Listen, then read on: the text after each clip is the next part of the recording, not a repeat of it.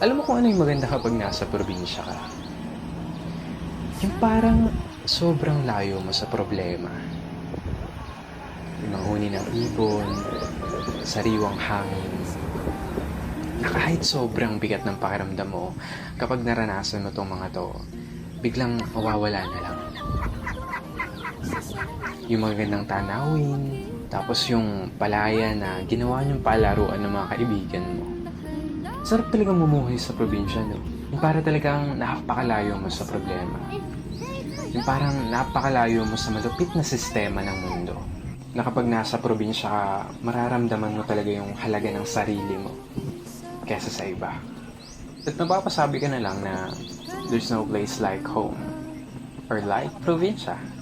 At ikaw na nanonood nito ngayon, masaya ako at naparamdam ko sa'yo ang pamumuhay sa isang probinsya.